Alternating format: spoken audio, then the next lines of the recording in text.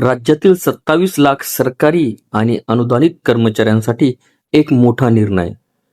आता तुमची भरती, बढती, वेतन आणि अगदी निवृत्तीपर्यंतची सर्व प्रक्रिया होणार आहे ती ऑटो पायलट मोडमध्ये.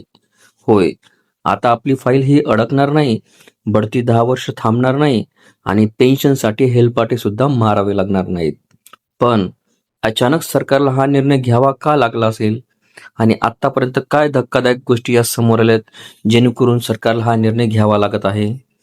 विधान परिषदेने माननीय मुख्यमंत्री यांनी मोठी कबुली दिली की राज्यात इतक्या मोठ्या प्रमाणावर कर्मचारी असतानाही एक संध आणि सक्षम एचआर प्रणाली कधीच उभी राहिली नव्हती. होय, हजारो कर्मचाऱ्यांच्या बढत्या 7-8 नव्हे तर 10 वर्षापर्यंत रखडलेल्या होत्या. सेवा पुस्तिका प्रलंबित, विभागीय फाईल्स अडकलेल्या, पेन्शन प्रक्रियेमध्ये विलंब.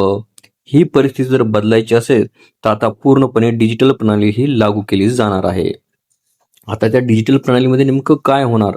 तर रुजू झाल्यापासून निवृत्तीपर्यंत सर्व नोंदी या डिजिटल पद्धतीने होणार आहेत.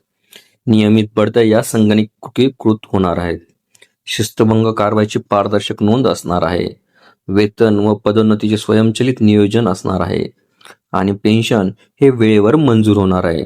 त्यामध्ये मानवी हस्तक्षेप कमी आणि प्रक्रिया ही जलद आणि सर्व विभागामध्ये ती टप्प्याटप्प्याने अंमलबजावणी होणार आहे. याचवेळी शिक्षकेतर कर्मचाऱ्यांसाठी आणखी एक महत्वाची बातमी. दादाजी भुसे यांनी स्पष्ट सांगितले की शिक्षकेतर कर्मचाऱ्यांची भरती आणि अनुकंपा भरती प्रक्रियेमध्ये सकारात्मक निर्णय घेतला जाईल.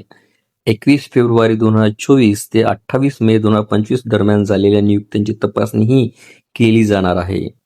संच मान्यता, अतिरिक्त कर्मचारी समायोजन आणि ऑनलाईन प्रणाली लागू करण्याचा विचार सध्या चालू आहे.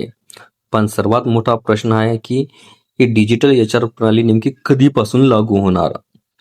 प्रलंबित बढत्या आणि पेन्शन प्रकरणे किती निकाली लवकर निघणार आहेत? सरकारी विभागांना स्पष्ट निर्देश दिले आहेत की प्रलंबित प्रकरणे ही तातडीने पूर्ण करा. जर ही प्रणाली यशस्वी झाली तर सरकारी कर्मचाऱ्यांसाठी हा सर्वात मोठा प्रशासनिक बदल ठरू शकतो. तुमची बढती किंवा पेन्शन प्रकरण प्रलंबित आहे का? कमेंटमध्ये नक्की सांगा. अशाच महत्त्वाच्या सरकारी अपडेटसाठी चॅनलला सबस्क्राईब करा आणि व्हिडिओला शेअर करायला विसरू नका. धन्यवाद.